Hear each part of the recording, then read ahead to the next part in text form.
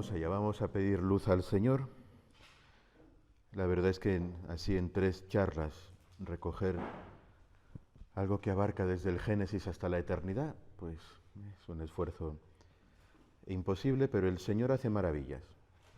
Vamos a pedir a ese Espíritu Santo que al menos ponga en nuestro corazón la esencia de esto que Él nos ofrece, que nos regala con la celebración de un jubileo. Ven, Espíritu Santo, llena los corazones de tus fieles y enciende en ellos el fuego de tu amor. Envía, Señor, tu Espíritu y serán creados, y renovarás la faz de la tierra. Oh Dios, que has iluminado los corazones de tus fieles con la luz del Espíritu Santo, concédenos por este mismo Espíritu sentir rectamente y gozar siempre de su consuelo. Por Jesucristo nuestro Señor. Gloria al Padre, y al Hijo, y al Espíritu Santo.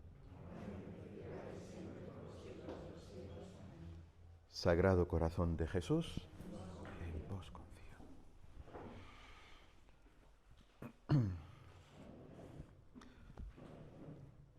Antes de empezar, os voy a pedir que recordemos cómo terminábamos ayer y esos 4 bienes del paraíso. Proyectábamos, hoy no sé qué ha pasado con el proyector, pero recordadlo, si no os lo apuntáis en una esquinita, los 4 bienes que eran. El perdón, o la comunión con Dios, llamadlo como queráis, la proclamación de la libertad, la pertenencia a una familia y la plenitud de los dones que permitía el descanso en el paraíso. Esos eran los 4 bienes con los que terminábamos, resumíamos esa plenitud de bienes del jardín del Edén. La charla de hoy la podríamos titular La pérdida del Edén. Aquel shalom que resumía el conjunto de bienes del paraíso se perdió. ¿Y qué pasa después? Y vamos a recorrer un poco esa historia, en qué situación queda el hombre, cómo pierde esos dones, cómo se manifiesta y qué hace Dios al respecto. Y en primer lugar, recordad que no duró mucho. Dios había encargado a Adán guardar el jardín y se ve que no acertó a hacerlo del todo bien porque se le coló una serpiente. Y conocéis la historia. La tentación, en el fondo, de desobedecer a Dios. Un pecado por el que quedan apartados de Dios. Y descubren que esa luz divina que los envolvía y los protegía, la han perdido. Y se descubren desnudos, desprotegidos. En esa desnudez sienten la vergüenza y, como consecuencia de aquel pecado, experimentan la maldición de ser expulsados del paraíso a una naturaleza que se les vuelve hostil. Ya no es el servir y cuidar el jardín, ahora es trabajarás con sudor y la tierra te negará sus frutos. El cambio es notable. Pierden, por tanto, esa situación del shalom, de la plenitud de los bienes, pierden el descanso del paraíso y a partir de ahí vamos a ver una caída en picado. Dios, ante eso, va a intentar restaurar el paraíso en repetidas ocasiones. La primera de ellas, cuando ve que todo se ha ido al garete y lo intenta con el diluvio. La humanidad, bueno, esto no ha funcionado, borrón y cuenta nueva, una nueva humanidad. Un reseteo, un nuevo inicio con Noé. Noé, que se nos presenta como un hombre justo, en él esa cercanía, esa intimidad con Dios no se ha perdido del todo. Es un hombre que no se ha dejado arrastrar a los cultos idolátricos, mantiene esa autoposesión, ese autodominio, esa libertad propia de su realeza sobre sí mismo. Hay una cierta shalom, aunque todavía imperfecta, después del diluvio. Queda restaurada la amistad con Dios, queda restaurada su soberanía personal, su autodominio, pero la tierra sigue siendo inhóspita. Tienen el don de la familia, porque son la única familia que se ha salvado del diluvio, y son independientes, porque no hay pueblos que los opriman, pero aún así no es lo mismo que en el paraíso. ¿Y qué va a pasar enseguida? Noé, que tenía ese oficio también del sacerdocio, va a cometer un pecado. Tenía prohibido beber alcohol y dejarse ver desnudo. Noé se va a emborrachar. Como consecuencia de su borrachera, va a quedar desnudo ante su familia. Su hijo Cam lo avergonzará públicamente por haber hecho lo que ha hecho y volverá a caer sobre ellos una maldición por haber perdido esa cercanía con Dios. Notáis el esquema, ¿verdad? Adán y Eva pecaron, se vieron desnudos, sintieron vergüenza y sufrieron las consecuencias. Noé ha pecado, se ve desnudo, sufre la vergüenza y las consecuencias de su pecado. Volvemos a empezar, no hemos avanzado nada. Tan solo 10 generaciones después, la humanidad vuelve a desafiar a Dios con la Torre de Babel.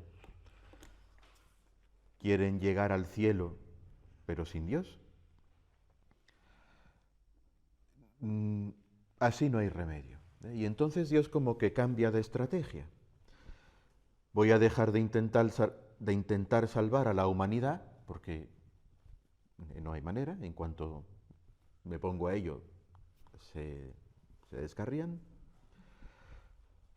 Me voy a centrar en una persona, una familia, y a partir de ahí que se vayan contagiando los demás. Y elige a Abraham.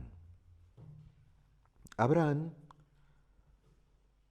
que nos dice la Sagrada Escritura que creyó al Señor y Dios se lo contó como justicia, como santidad. Era un hombre justo, un hombre de Dios. Por tanto, ese primer bien de la intimidad con Dios, de estar perdonado, reconciliado con Dios, lo tiene. Pero el don de la libertad, no, vive entre los caldeos que oprimen a su familia. El don de la familia, pues curiosamente Abraham es estéril. Bueno, su mujer, lo mismo da. No pueden tener hijos. Es una familia que no puede tener hijos. Por tanto, el don de la familia no lo tienen, imperfectamente. Y la plenitud de bienes, pues tampoco, porque no tiene una tierra propia y se necesita un lugar donde vivir, una tierra. Abraham no va a tener nada de eso. Y en la historia posterior, en la historia de los patriarcas, llama la atención la frecuencia con la que encuentran problemas de esterilidad. El don de la familia está muy maltrecho, muy imperfecto. Muchas veces Dios tiene que venir en ayuda con un don sobrenatural para hacer esas familias de los patriarcas fecundas. Su libertad va a estar constantemente amenazada por los pueblos vecinos y la abundancia de la tierra pues va a depender. Si ese año hay buena cosecha o no la hay. Veis que es como una lucha constante por recuperar esos bienes del paraíso que nunca se acaban de dar del todo de nuevo. Luchamos por sacar adelante la familia, pero no podemos tener hijos. Luchamos por vivir en libertad, pero los pueblos vecinos nos oprimen. Luchamos por tener los bienes necesarios, pero la tierra no da su fruto. Es esa lucha por volver a donde ya no podemos volver, a ese paraíso perdido. Y todo esto va a desembocar en una lancha salvavidas con la que Dios los va a llevar a Egipto para que al menos de momento coman, tengan alimento. Es una salida de emergencia, pero es verdad que en Egipto Jacob y su familia van a encontrar un refugio temporal para no morirse de hambre, pero no es su tierra. No pueden decir que vivan en abundancia. De hecho, van a terminar esclavizados. Esclavizados en un Egipto idólatra completamente, y se les va a pegar. Se les van a pegar cosillas. Van a estar otra vez necesitados de ese perdón. No van a tener la libertad porque van a ser esclavos. El don de la familia, más amenazada que nunca. El faraón ha decretado un genocidio. Todo hijo varón debe ser asesinado. Y no tienen plenitud, ni de lejos. Escasez, les racionan la comida. A esa situación hemos llegado. Es la pérdida completa de aquella maravilla que era el paraíso. Si la imagen que os ponía ayer era un jardín idílico, con sus flores, su cascada, ese sonido del agua relajante, hoy la imagen sería la de un desierto, ese desierto en el que pasan las matas secas volando. No queda vida. La situación en Egipto es terrible. Dios va a enviar a Moisés en un nuevo intento de devolver a su pueblo esa plenitud originaria y finalmente de llevarlos a una tierra como un lugar de seguridad e independencia donde la familia pueda crecer, donde puedan tener los bienes necesarios, en un momento en que parece realmente imposible, ¿no? O sea, ya más bajo, ¿no? Esclavos aniquilados, sin bienes e idólatras. No queda nada de aquel paraíso. Es bueno fijarnos en un aspecto que no solemos considerar despacio, y es la cosmovisión en la que se ha visto metido Israel, que se les va a pegar. No es solo que sean esclavos, pero mira, son esclavos pero siguen adorando a Dios y esperando en Él. Hay detalles. En Egipto la cosmovisión que tienen es la siguiente. ¿Por qué existen los seres humanos? Los dioses los crearon, ¿vale? ¿Pero por qué los crearon? Porque les cansaba tener que trabajar la tierra. Y bueno, pues vamos a crear a unos seres que nos trabajen la tierra, que nos den culto, que trabajen para nosotros, ¿no? Un egipcio se ve a sí mismo así, él es un esclavo de los dioses, arrojado en este mundo por un triste destino, ¿no? Para trabajarles la tierra y ofrecerles las primicias para que los dioses se alimenten y estén contentos. Pero es que además prácticamente todo es divino. Todos sabéis quién era el dios supremo, el dios Amón-Ra, el dios del sol. Bueno, había varios dioses del sol. Estaba el dios del sol de amanecer, el dios del sol de atardecer, el dios del sol en general, ¿no? Estaban rodeados.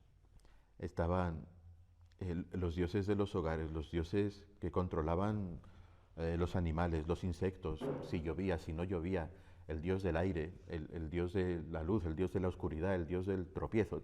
O sea, estaban rodeados.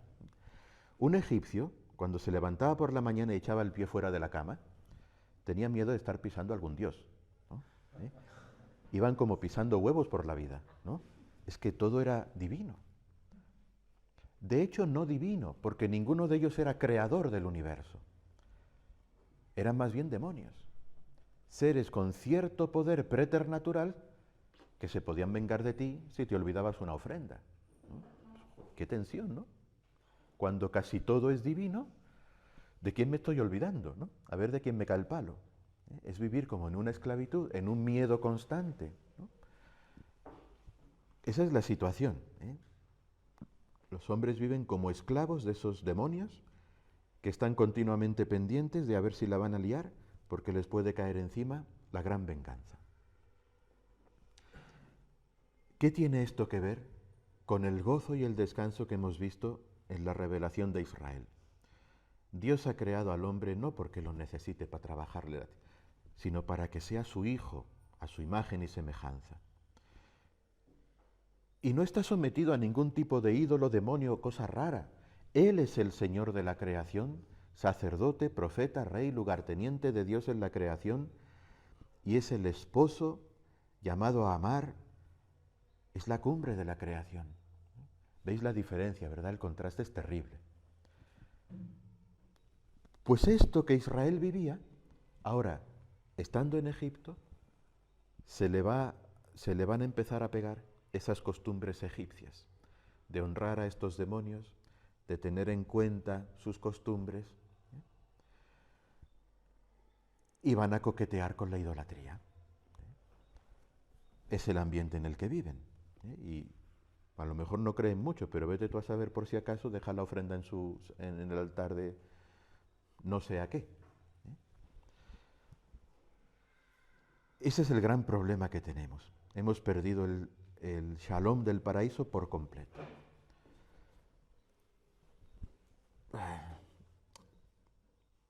Quizá no se puede decir que son idólatras, pero que tienen prácticas idolátricas, sí. Sin familia, sin libertad, sin abundancia, sin tierra. Es como la desolación. ¿Qué puede hacer Dios para remediar eso? Porque veis que ya no es simplemente que, no sé, han venido los caldeos y se han llevado prisioneros. Bueno, pues los liberamos y ya está. No, aquí la cosa es más grave. La esclavitud se ha perdido desde dentro. Perdón, la libertad se ha perdido desde dentro. Dios va a tener que hacer algo grande. Empieza, o sea, lo que Dios tiene que hacer es como un exorcismo a gran escala. O sea, tiene que sacar a los demonios y liberar a Israel de todo eso. Y va a su plan A es hacerlo de una manera casi, voy a decir, no violenta, ¿no? Una cosa, en fin. Uno de los hijos de los hebreos, Moisés, llega a manos de la hija del faraón. ¿Conocéis la historia? En el Nilo, la hija del faraón que baja a bañarse, encuentra la cestita, un niño de los hebreos. Es probable incluso que la hija del faraón, estando en el Nilo, que era el dios de la abundancia y la fecundidad, pensase que el Dios le enviaba como regalo un hijo, y lo acogió así, como un regalo venido de los dioses, en su propia casa. ¿Qué tenía que hacer Moisés? Esperar a crecer. Si era hijo, o sea, era el nieto del faraón, algún día mandaría, ¿no? Pues el día que mandes, liberas a tu pueblo y listo, ¿no? Es fácil.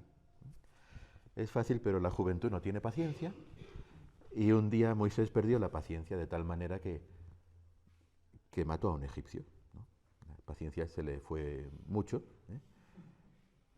Un egipcio que maltrataba a los hebreos y, bueno, lo mató. Se estropeó el plan A, porque ya tuvo que huir. Bueno, pues Dios recurrió al plan B. Y ahí sí, es un plan de rescate, de choque. Moisés ha tenido que huir. Dios lo envía de regreso. Dos detalles. Cuando Moisés regresa, Éxodo 4:20, regresa subido en un asno, cabalgando en un asno. Es un símbolo. Los reyes, cuando entraban en una ciudad conquistándola, entraban a caballo, con todo su ejército, marcha triunfal.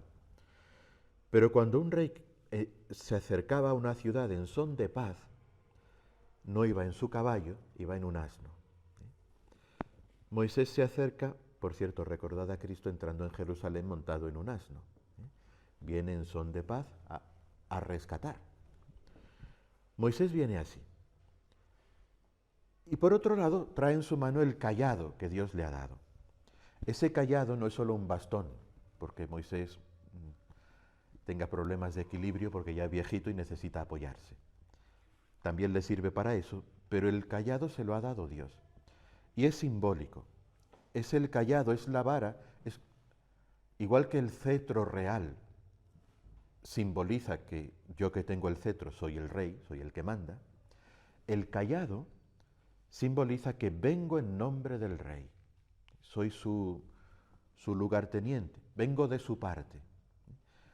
Moisés llega en son de paz, pero de parte de Dios. Y vuelve a la guarida de los demonios, de la que él se tuvo que marchar, con un mensaje que es una súplica, pero una súplica con autoridad, porque viene de parte de Dios. Y recordad la súplica de Moisés. Es muy interesante darse cuenta de esto. Moisés no llega y dice, dale la libertad a mi pueblo.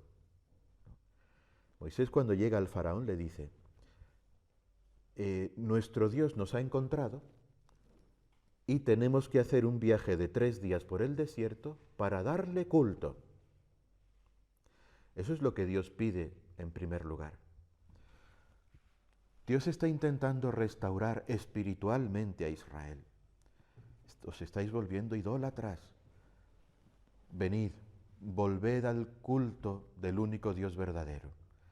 Empieza a sanear a su pueblo por el corazón, por lo importante, por el centro.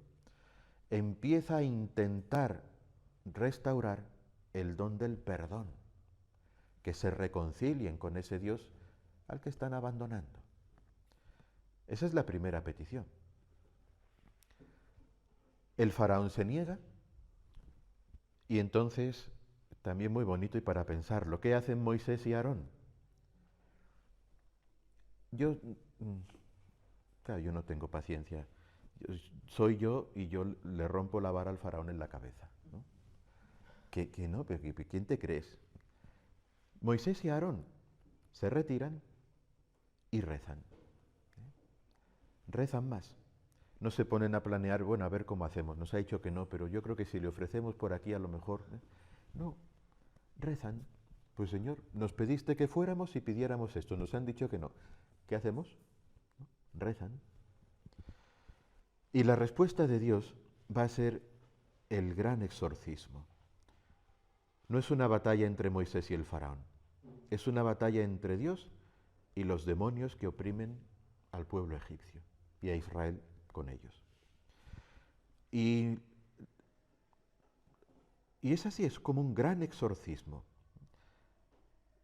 Siempre nos impresionan las plagas, pero aunque sea brevemente vamos a verlas y vamos a ver por qué.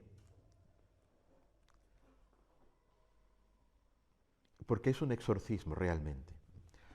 La primera plaga, recordáis, fue el agua que se convertía en sangre, el Nilo convertido en sangre. El Nilo era para los egipcios el dios de la prosperidad. El Nilo que con las inundaciones anuales se desborda, inunda los campos, les da la humedad que necesitan y es fuente de fecundidad.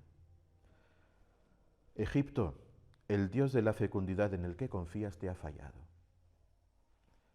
Sangre. Se acabó la prosperidad. Se acabó. Tu Dios te ha fallado. Tu Dios no es Dios. Se ha vuelto sangre. Segunda plaga, las ranas.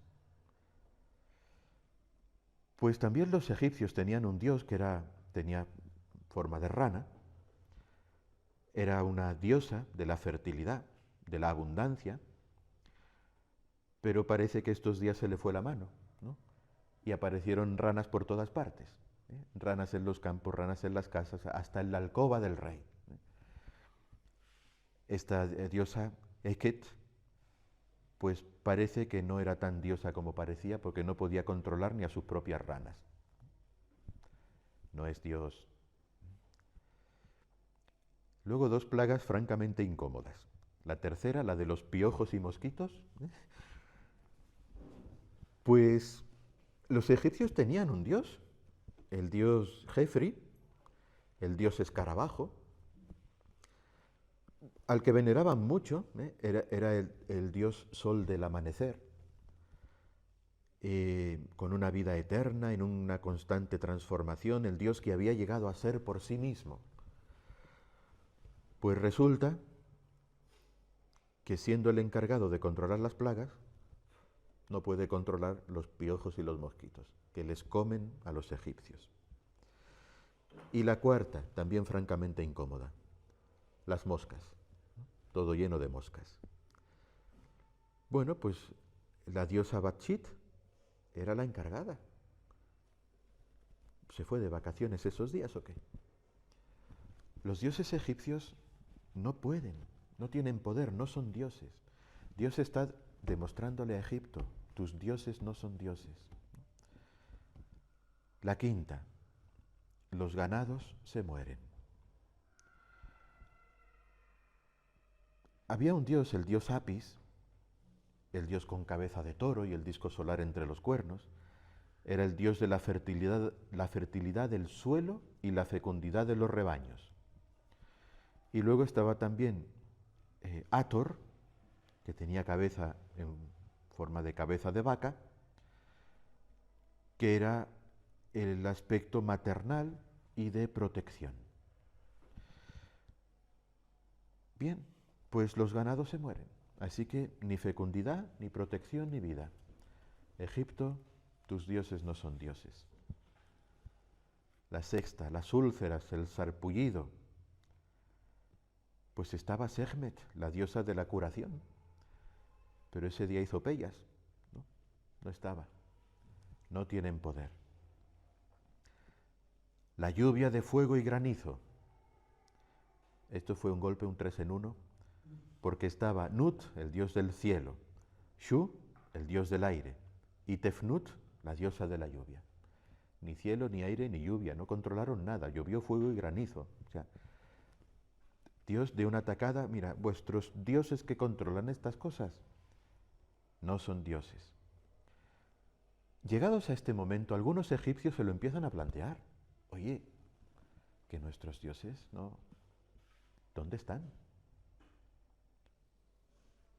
Y algunos egipcios temieron a Dios. Y Dios los libró de la plaga del fuego y el granizo. Dios está sacando los demonios de Egipto. Y algunos egipcios empiezan a ver la luz, empiezan a darse cuenta. Dios estaba liberando de esa esclavitud de los demonios a su pueblo y a todo aquel que quisiera verlo. También a los egipcios les está dando la oportunidad de la redención. La octava me encanta porque es súper específica. Claro, la plaga de langosta, es una especie de saltamonte que se devora las cosechas en cuestión de minutos. Había un dios que era específico, Senehem. No era el dios de los cultivos, ese era otro, este era específico, era el dios que controlaba las plagas de langosta. Pues chico, nada que hacer, ¿no? No tienes poder. Y luego las más tremendas son las dos últimas. La novena, la oscuridad. Pensad que el dios supremo de los egipcios era Amon-Ra, el dios sol, el dios supremo, el dios todopoderoso, que se había dado el ser a sí mismo, el sol, fuente de la luz, el dios supremo egipcio, el más poderoso de todos. Durante 3 días no se le vio el pelo. 3 días de oscuridad. No es Dios. Vuestro Dios supremo no es nada. Y la última, la muerte de los primogénitos, incluido el primogénito del faraón. El dios egipcio Osiris, dios de la vida y la resurrección, y que tenía como misión específica la protección del faraón y su familia, se mostró incompetente. No pudo conservar la vida del primogénito del faraón, ni pudo devolvérsela. ¿Veis? No es solo que Dios ha estado forzando al faraón haciéndole sufrir, ¿no? no dejas salir a mi pueblo, bueno, pues lo va a pasar mal hasta que cedas. No es solo eso. Dios está liberando, está golpeando a los demonios, liberando, mostrando lo que realmente son. Es como un gran exorcismo que uno por uno Dios va, pum, pum, pum. Y algunos egipcios temieron al Señor, comprendieron la verdad del Dios de Israel.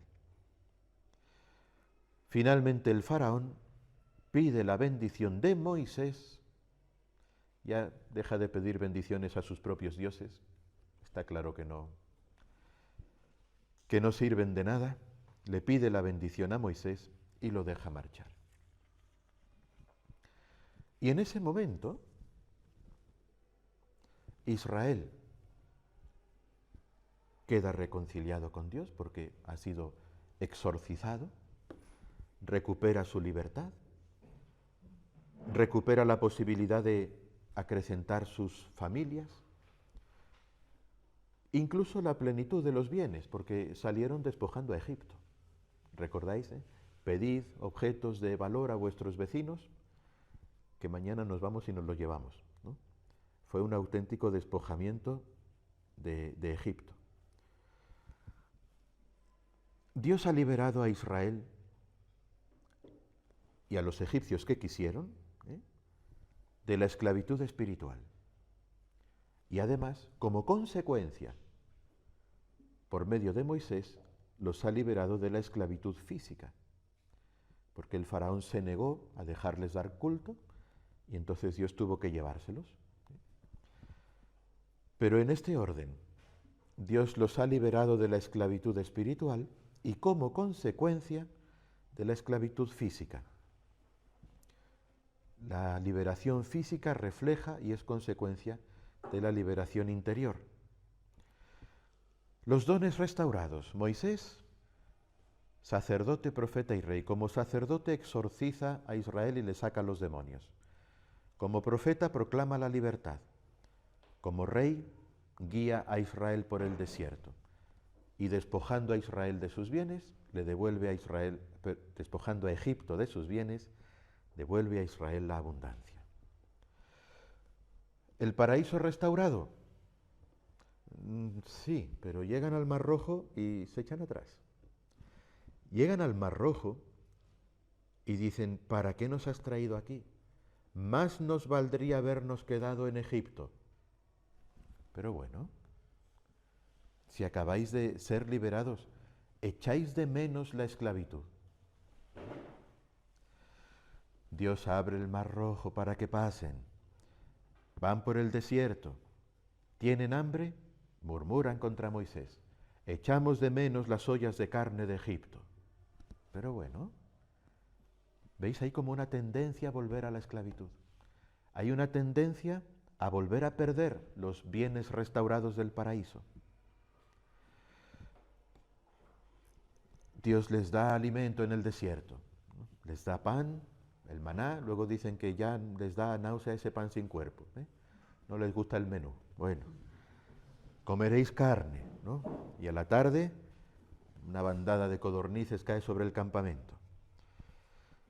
Dios está restaurando, está insistiendo en restaurar ese perdón, esa libertad, esa familia, esa abundancia, ese descanso. Caerá el maná. Durante 6 días recogeréis maná. El 6º recogeréis el doble, porque al 7º día es Sabbat, y descansaréis, y no saldréis a recoger el maná. ¿Qué hacen al primer Sabbat que hay? Salen a recoger maná. Que no hay manera. O sea, la cabra tira al monte.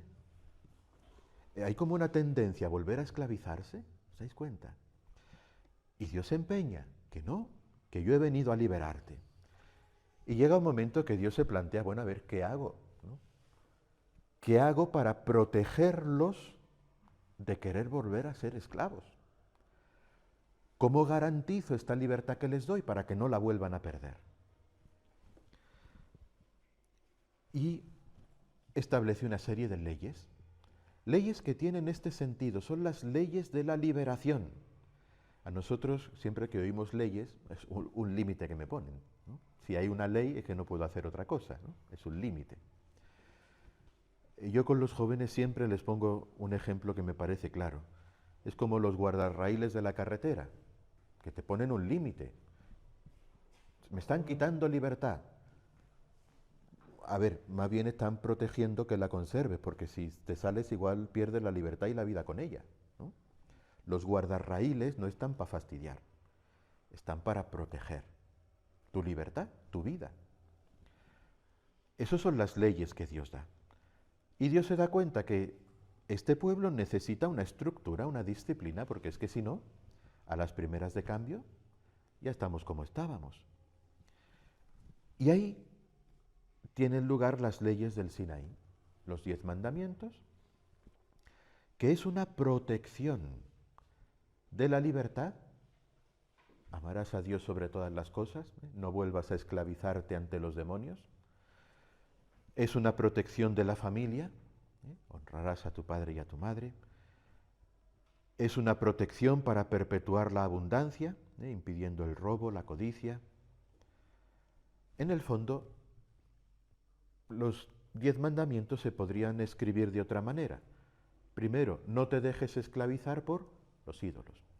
No te dejes esclavizar por la ira. No te dejes esclavizar por los bienes materiales. No te dejes esclavizar por. Esos son los 10 mandamientos. Son las leyes de la libertad que tratan de proteger esos bienes de la salvación. Y además, Dios quiere como escenificar la recuperación de la filiación, que Israel es hijo, no es esclavo trabajador de las tierras para los demonios, es hijo. Y ahí, en el capítulo 24 del Éxodo, hay un momento precioso que es el ritual del pacto sagrado de la alianza. Un ritual que a nosotros nos sorprende, pero que tiene mucho significado. Cuando Moisés construye un altar de piedras y ofrece los sacrificios, y guarda la sangre de los animales, y luego hace un rito curioso. Derrama la mitad de la sangre sobre el altar de piedras y con la otra mitad hace una aspersión sobre el pueblo. Es un símbolo muy poderoso, porque la sangre, ya sabéis, para Israel, la sangre es la vida. Moisés está diciendo, la misma sangre que está sobre el altar ha caído sobre vosotros. Vamos a traducirlo. La misma vida que está en Dios, porque el altar es símbolo de Dios, está también sobre vosotros. Hay una comunión de vida. Esto es un pacto de sangre porque somos de la misma familia. Y por eso luego hay un sacrificio de comunión en el que hay un banquete. Parte de la víctima se quema sobre el altar, es la parte reservada a Dios, la parte de la que Dios participa en este banquete, y el resto se sirve en una comida ritual. El pueblo y Dios están comiendo a la misma mesa, como los miembros de una misma familia. Dios ha dicho, mira, vuelves a ser mi hijo y ahora yo pongo barreras para perpetuar tu libertad, para protegerte de que vuelvas a esclavizarte. ¿Qué ocurre acto seguido? El becerro de oro. Conocéis bien la historia. Este Moisés está tardando mucho ahí arriba a saber qué le ha pasado. Vamos a hacer una imagen del Dios que nos ha sacado de Egipto. ¿Y qué imagen hacen? La que conocen, la del dios Apis, el becerro. Vuelven a los cultos idolátricos de Egipto. Ay, Señor, no, esto no va a acabar nunca, ¿no?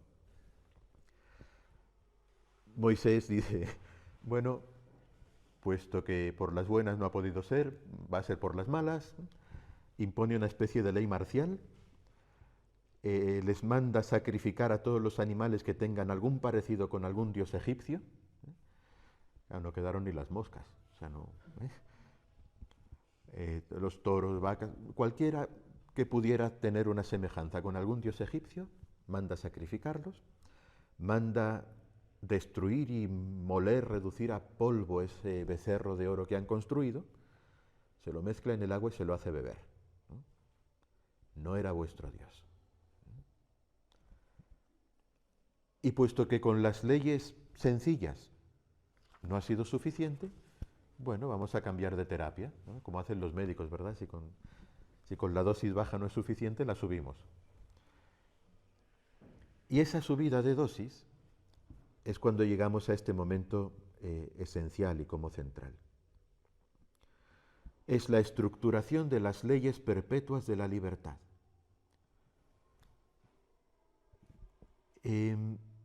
Moisés había sacado a Israel de Egipto, pero no había sacado a Egipto de Israel. Egipto seguía en sus corazones. Hay que desegiptizar al pueblo. Hay que sacarle de dentro todo eso que todavía no ha salido. Y entonces viene esa serie de leyes rituales, pero con ese sentido de desegiptizar a Israel. Hay muchas leyes que a nosotros nos sorprenden, ¿no? Que tienen que ver, pues con, por ejemplo, con la muerte, con los difuntos, ¿no? Si alguien toca un cadáver, queda 7 días impuro. Si alguien toca la ropa que ha llevado un cadáver, tiene que purificarse. Dice, bueno, alguien lo tendría que enterrar, ¿no? O sea, tampoco... ¿Por qué es tan terrible tocar un cadáver? Porque en Egipto el culto a los muertos y a los cadáveres era idolátrico. Entonces Israel, hay que enterrarlos, pero no te acerques demasiado, que vas a volver otra vez a darle culto a los muertos. O todas esas leyes sobre la sexualidad, sobre la impureza legal, por lo mismo. Dice, alguien tendrá que tener hijos, claro. Pero ¿qué pasa? Que en Egipto los cultos idolátricos con frecuencia incluían orgías. Entonces Israel, cuidado.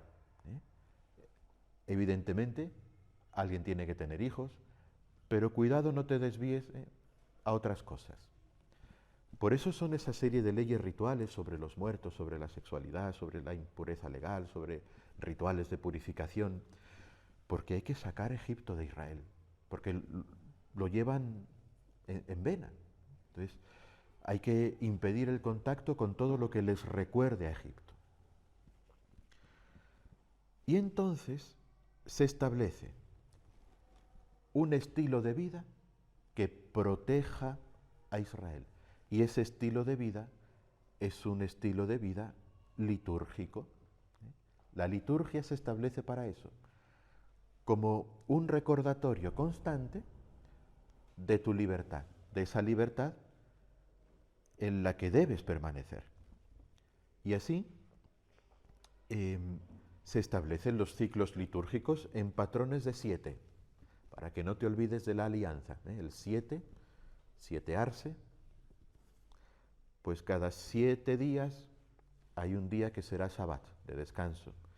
Cada 7 años hay un año que será Shabbat, de descanso.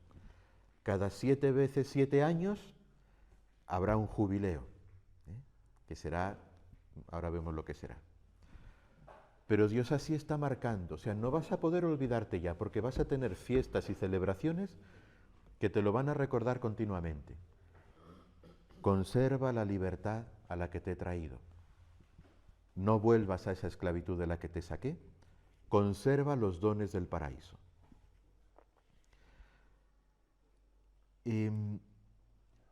Ese jubileo tendrá como 4 grandes características, que cada una tiene que ver con uno de esos 4 bienes perdidos del paraíso, que será una manera de recuperarlos, restaurarlos, conservarlos.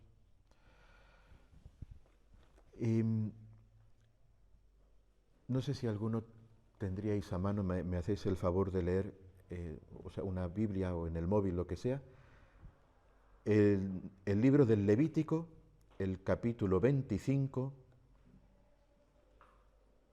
versículo 10. Levítico 25, 10 creo que es. Declararéis santo el año 50 y proclamaréis liberación en la tierra para todos sus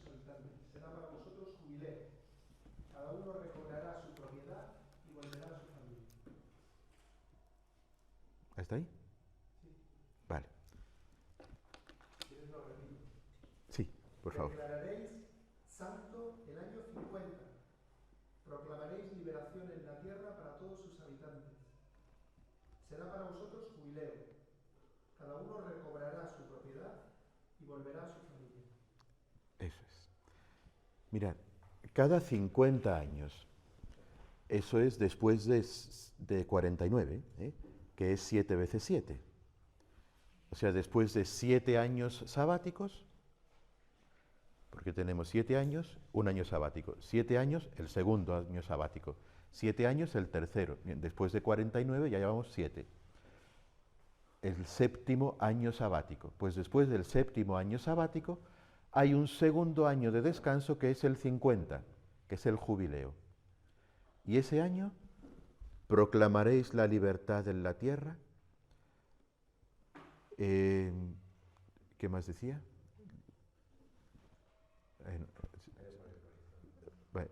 Liberaré a los esclavos, liberaré a los esclavos. No, cada uno recuperará su tierra y volverá a su casa. Eso es. Recuperará su tierra y volverá a su casa. Vamos a analizar todo esto, qué es lo que está ocurriendo en ese año jubilar. En primer lugar, ese año comenzaba en un día muy concreto, un día de fiesta solemne que era el día de la expiación. Os sonará incluso en hebreo porque recientemente, bueno, el Yom Kippur, es una cosa que nos suena, bueno, por temas de historia reciente. Ese día, en el fondo, era un día solemnísimo, porque era el día anual en que Israel se sometía a una purificación general, a una reconciliación general, a un perdón, ¿no? A un perdón general. Es el primer bien del paraíso, el vivir en amistad con Dios. Los demás son consecuencia de ese. Por eso todo comenzaba con esto. El jubileo es ante todo un año de perdón, de vuelta al corazón de Dios, de vuelta al hogar espiritual que es Dios. Eso, en primer lugar, el jubileo era eso, era el año de la gran reconciliación con Dios. Comienza la liberación espiritual del pecado, de los demonios. Hay una larga oración de exorcismo para ese día. Dios no quería que se olvidaran de dónde habían salido. Y eso permite la reconciliación con Dios. Ese es el primer gran bien del año jubilar. El segundo, proclamaréis la libertad. Cada uno recuperará su tierra y volverá cada uno a su familia. ¿Qué pasaba? Que a veces, por un revés de la vida, una familia podía verse depauperada, verse en la ruina. Y, como último remedio, podía verse en la necesidad de vender su tierra. Esa tierra, ojo, era la tierra que había recibido en la conquista de la tierra prometida. Era la porción asignada por Dios. La tierra se repartió y a cada familia le tocó un terreno. Era la tierra ancestral de mis padres, de los que salieron de Egipto y llegaron a esta tierra y Dios nos la entregó. Es una tierra sagrada, de la que Dios determinó su dueño. Por eso, en el jubileo, no me acuerdo cómo decía, recuperaréis la tierra, ¿no? En el fondo, Dios está impidiendo, con esta ley, que la tierra de hecho se venda, porque va a volver a ti. Y por eso el precio de la tierra se calculaba contando los años que faltaban para el jubileo. Porque si faltan 2 años, pues no te voy a pagar mucho por ella, porque dentro de 2 años vuelve a ser tuya. Si faltan 40, pues te pago algo más. En el fondo, lo que estás vendiendo no es la tierra, sino el número de cosechas hasta el siguiente jubileo. Es una especie de alquiler. más que una venta. El jubileo garantiza que nadie pierda definitivamente un lugar donde vivir, una tierra, y una tierra que él pueda cultivar. El jubileo está garantizando este bien, ¿no? Y en segundo lugar, si vender la tierra no bastaba para saldar las deudas, algunos podían verse obligados a venderse a sí mismos como esclavos. Pero pensad lo terrible que es esto, ¿no?, ante Dios. Hombre, os saqué de Egipto para que no fuerais esclavos de los egipcios, y ahora que vais a ser esclavos unos de otros. No hemos hecho nada, ¿no? Para este viaje no necesitamos alforjas. Dios quiere garantizar que la esclavitud sea imposible en Israel. Por eso, en el año jubilar proclamaréis la libertad y cada uno volverá a su familia. Los esclavos quedan libres. Es una manera de impedir la esclavitud en el fondo, y pasaba igual. Si faltaban 2 años para el jubileo, pues el precio de alguien como esclavo era más bien barato, porque en 2 años te vas. Si faltaba mucho, el precio era más alto. En el fondo, lo que estás vendiendo son años de trabajo, pero no a ti mismo, porque tú no puedes venderte. El jubileo, por tanto, actúa como una especie de, no sé, de garantía, de una especie de reseteo, de que no vas a poder desviarte mucho o mucho tiempo, porque dentro de X años todo volverá a su origen. Restauraré la libertad originaria. Cada uno volverá a tener su tierra que le permite ser independiente, ser libre, que le permite cultivar y tener la abundancia necesaria para tener un cierto descanso. Cada uno volverá a su familia, se restaurará el don de la familia. Hasta el siguiente jubileo. A no ser que, aquí hay un detalle importante y bonito, a no ser que, había otra manera de recuperar la tierra antes del jubileo, o de recuperar la libertad antes del jubileo. Y era una figura, voy a decir el nombre en hebreo para que no sepáis de lo que hablo, era una figura que era el Goel, Goel, G-O-E-L, Goel. Y es que cualquier pariente varón, empezando por el más cercano, podía presentarse y pagar el rescate de esta persona o de esta tierra. Se vendió como esclavo hace 10 años. Vale, ¿cuánto queda para el jubileo? 15. Te pago los 15 años que le quedan y lo rescato de la esclavitud. Tenían el derecho de hacerlo, siempre y cuando fuera familiar, varón, y el más cercano. Primero, el más cercano tenía derecho. Si él no lo hacía, el siguiente, por parentesco, podía hacerlo. Era una manera de adelantar ese jubileo. Goel, ahora sí que os lo traduzco, esa palabra significa redentor. Eso es lo que es un redentor. Es alguien que se presenta y dice, yo pago lo que falta y lo libero de la esclavitud, lo devuelvo a su familia, a su casa, a su tierra, a su hogar. Si no se presentaba este Goel, el jubileo actuaba como una especie de Goel cronológico. Si no se presenta nadie, bueno, llegará el año 50 sí que va a llegar, pues hasta ahí. Por tanto, perdón y restauración de la amistad divina, liberación, recuperación de la libertad. Como consecuencia, lo tercero, el regreso a la familia, la recuperación de la familia. Si una familia tenía un miembro que era esclavo, ese miembro podía volver. El regreso a la tierra, a la familia, como lugar de vida, de sustento. También la tierra era lugar de enterramiento, donde yo puedo tener mis raíces. Es salvar a la familia. Y en cuarto lugar, es la restauración del descanso, porque esa liberación, esa recuperación de la tierra, etcétera, te puede permitir volver a cultivar, volver a tener fruto, volver a empezar. Había ido mal, los negocios habían ido mal, te habías depauperado. Bien, un nuevo comienzo. El jubileo era también un nuevo comienzo para ese conseguir los bienes necesarios.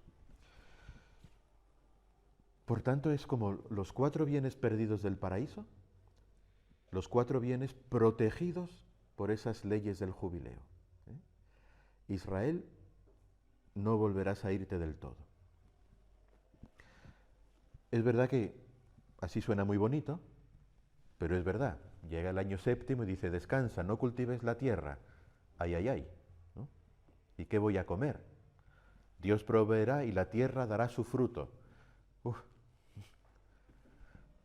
Pues se requiere confianza, ¿eh? A veces pasa como los chavales cuando tienen un examen, ¿verdad? Que se pasan la semana moneando y luego el domingo tienen que estudiar, ¿eh? Y no pueden ir a misa porque tienen que estudiar que el examen es mañana. A veces nos pasa un poco igual, ¿no? Nos pasamos la vida un poco moneando, perdiendo el tiempo, luego dice Dios descansa y dice, no, que tengo que trabajar, ¿no? A Israel le pasaba, ¿no? Ese 7º año así, sin más, no hacer nada, uf, ¿eh? Pues pensad lo que pasa en el jubileo, que venían de un año sabático y tocaba el año jubilar, que eran 2 años seguidos sin cultivar la tierra. ¿Y qué vamos a comer? Dios invitó a Israel a tener confianza. Bueno, pues el 6º año producirá el triple, para que tengas en abundancia. Pero es verdad que les costaba. Conclusión. El hombre, la cabra tira al monte, y una y otra vez, en la historia se vio, volvíamos a perder los bienes del paraíso por mucho que Dios los restaurara. Hasta que Dios decidió crear una estructura permanente de protección de esos bienes jubilares. Y al menos cada 50 años Israel podría recuperar todo aquello.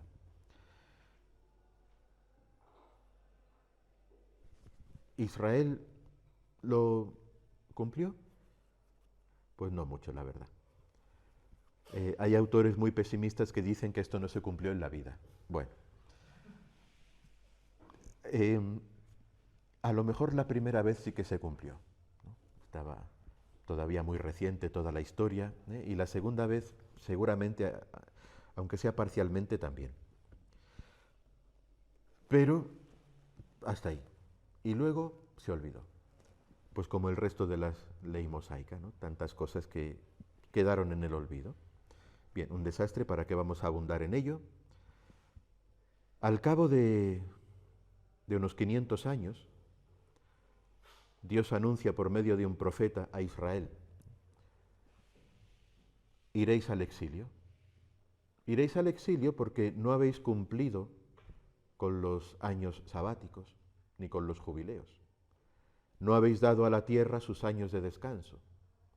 Llevamos casi 500 años, haced la cuenta, 500 años son unos 70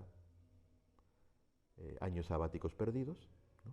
7 por 7, 49, más o menos. Bueno, pues iréis al exilio 70 años, hasta que la tierra goce de sus descansos.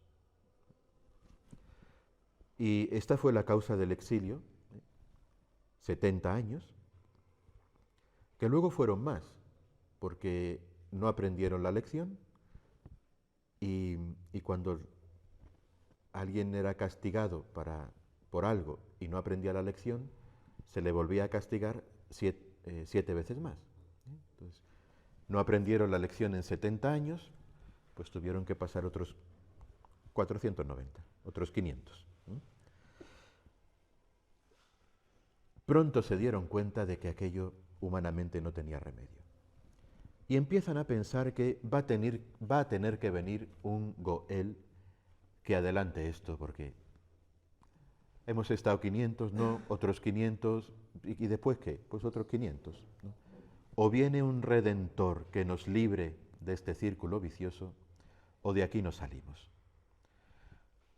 Ese futuro Redentor, un Mesías que Dios enviará, quizá Él sí pueda restaurar de verdad esos bienes del paraíso perdidos y proclamar un verdadero jubileo en el que de verdad se cumpla lo que el jubileo debería ser. Aquí lo dejamos hoy.